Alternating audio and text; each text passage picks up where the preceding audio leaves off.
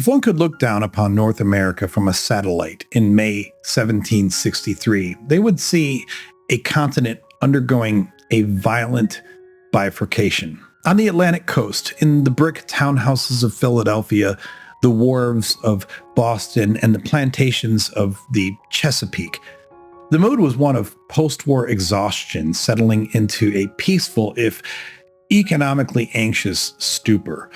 The Great War was over. The French were beaten. The maps were being redrawn in London to reflect a British Empire that stretched unbroken from the Arctic to the Caribbean. The colonists believed they had entered an era of boring, profitable stability.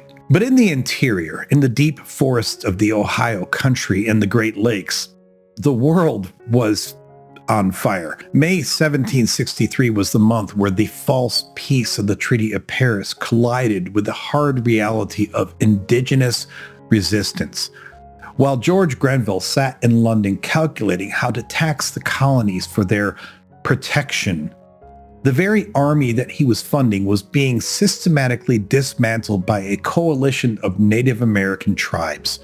This was the month of Pontiac. For years, historians have debated the inevitability of the American Revolution. May 1763 offers a compelling argument that the die was cast not in 1775, but here. This was the month that the British military failed to keep the peace, forcing the ministry to double down on the standing army. This was the month that the frontier borders collapsed, leading to the proclamation line that would alienate the settlers. And this was the month that the disconnect between the official mind of London and the actual reality of America became fatal. May 1763 was a month that began with a game of lacrosse and ended with the sky black with smoke. So in the first week, let's look at the Detroit crisis. See, here was the target, Fort Detroit. As May began, Fort Detroit was the strongest link in the British chain of Western defense. It was a substantial settlement housing about 120 soldiers, 40 English traders, and a large population of French habitants who lived outside the walls. The commander, Major Henry Gladwin, was a competent but rigid officer who, like his superior, General Amherst, believed the Native Americans were a conquered people who posed no serious threat. He was, of course, very wrong. Just a few miles away, at the mouth of the Ecorse River, the Ottawa chief, Pontiac, had assembled a coalition of Ottawa, Potawatomi, and Huron or Wyandot warriors. His plan was a masterpiece of deception. Pontiac's strategy relied on the British assumption of superiority. He proposed to enter the fort on May 7th with 300 warriors under the pretense of a peace council and a ceremonial dance. Beneath their blankets, the warriors would carry sawed-off muskets, tomahawks, and knives. At a signal from Pontiac, they would massacre the officers while warriors outside attacked the garrison. But there was a leak. On the night of May 6th, the plan unraveled. History and legend offers conflicting accounts of who betrayed Pontiac. Some say it was an Ojibwa woman named Catherine or Angelique Coulerier, who was in love with Major Gladwin. Others suggest that it was a French settler who feared the collateral damage of a massacre. Regardless, Gladwin received the intelligence. They're coming tomorrow, and they are armed. So here's the encounter from May 7th. The morning of May 7th is one of the most dramatic scenes in frontier history. Pontiac and his 300 warriors marched to the gates of Detroit. They were painted for war but feigned friendship. They walked through the open gates and froze. Instead of a relaxed garrison, they found the British troops fully armed, bayonets fixed, standing in formation. The traders were armed and stationed at the windows. The cannons were loaded and trained on the gate. Gladwin had not closed the gate. He had opened it to show his readiness. Pontiac, Realizing the trap had been spotted, maintained his composure. He asked, "Why do I see so many of my father's young men standing in the street with their guns?" Gladwin replied that he had ordered them out for exercise. The tension was absolute. One signal from Pontiac would have been suicide. He kept the peace belt in his hand, gave a brief speech, and marched his men out of the fort. The British thought that they had won a psychological victory. They believed that the savages had been cowed by the display of British discipline. They did not realize that May 7th was not the end of the plot. It was merely the cancellation of Plan A. In the second week of May, the siege begins and the mask drops. Pontiac returned to the fort on May 9th. This time, Gladwin refused to let him in. The pretense of diplomacy evaporated. Pontiac went to the French inhabitants and declared, "I've not come to fight with you, but only the English." Within hours, the first shots were fired. Warriors killed an English family living on Isle al-Kashan, which is Belle Isle, and attacked a survey party. Pontiac's forces surrounded the fort, cutting off the river approaches. The Siege of Detroit, a military operation that Native Americans were supposedly incapable of sustaining, had begun. The middle ground collapses. The second week of May revealed the total collapse of the British diplomatic strategy. General Amherst had ordered that the Indians be treated as subjects, not allies.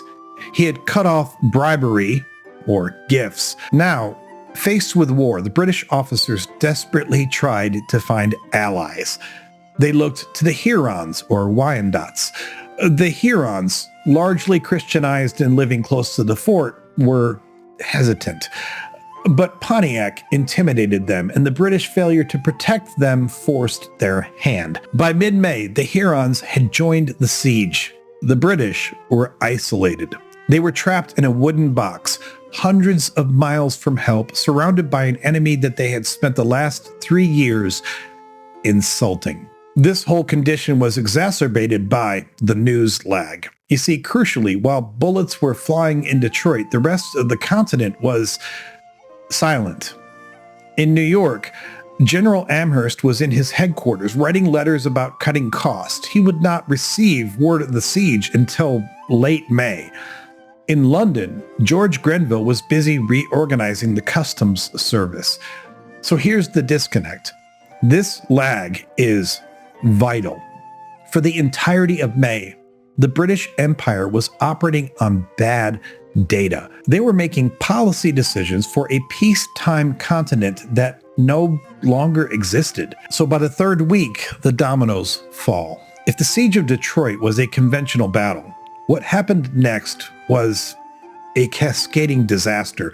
Pontiac's war was not just a local riot. It was a contagion. Runners carrying red-stained wampum belts raced from village to village, spreading the message, "The Master of Life wants the British gone. Detroit is under siege. Strike now." First, there was the fall of Sandusky. On the southern shore of Lake Erie, Fort Sandusky was a small blockhouse commanded by Ensign Christopher Pauley with a garrison of 15 men. A group of Wyandot, or Huron, and Ottawa chiefs asked for a council. Pauley knew them. He had played games with them. He let 7 chiefs in, which ultimately led to the strike. As they smoked the pipe, the chiefs gave a signal. They seized Pauley. Simultaneously, warriors outside slaughtered the sentries. And here was the aftermath. The garrison was wiped out. The fort was burned. Pauley was taken captive to Detroit, where he was ritually adopted by an Ottawa widow to replace her dead husband. This was the first domino. Then we had the Grenville letter. While Fort Sandusky was burning, a very different event occurred in London. On May 19th, a letter landed on the desk of Prime Minister George Grenville regarding illicit trade. You see, here is the shift. This document symbolizes the administrative obsession of May 1763. Grenville was laser-focused on smuggling. He was reading reports about New England merchants trading with the French Caribbean. But here's the irony. At the exact moment, Grenville was worrying about revenue from the colonies. The defense of the colonies was collapsing. The British government was obsessed with the wrong problem. They were trying to squeeze money out of an empire that was physically disintegrating on its western edge. The fourth week of May saw the scourge of the West. By late May, the violence had spread like a brush fire across the Midwest, meaning modern Michigan, Indiana, and Ohio. Fort St. Joseph fell on May 25th, located in present-day Niles, Michigan. Fort St. Joseph was commanded by Ensign Francis Schlosser. Here was the warning. Schlosser was warned that the Potawatomi were restless, but he ignored it, which then led to the attack. On the morning of May 25th, a large party of Potawatomi entered the fort to trade. Within minutes, they seized the commander and butchered the garrison of 15 men. And here was the pattern. The repetition is striking. The British officers, bred on European warfare and Amherst's arrogance, simply could not conceive that the savages were capable of a coordinated, deception-based offensive. They walked into the same trap over and over and over again, which then led to the fall of Fort Miami on May 27th. See, in this case, this was in Fort Wayne, Indiana. Ensign Robert Holmes was the commander. Here was the lure. Holmes was in a relationship with a Native American woman. On May 27th, she asked him to come to a nearby wigwam to help a sick woman. But here was the trap. It was a setup. As he walked to the village, he was shot dead. The sergeant, hearing the shot, ran out to see what happened and was captured. The leaderless garrison surrendered. Then the siege of Fort Pitt begins. So by the end of May, the violence reached the major stronghold of Fort Pitt, which is in modern-day Pittsburgh. Here is the panic. Traders and settlers fleeing the Ohio country poured into the fort, bringing tales of horror, which then led to the isolation. The Delaware and Shawnee tribes cut the communication lines. Fort Pitt was effectively an island in a sea of hostility. Captain Simeon Ecoyer, a Swiss mercenary in British service, prepared for a siege that would lead to one of the most infamous incidents in history, the smallpox blankets. That happens later in June. So let's look at what else is happening at this time in what we'll call the coastal bubble.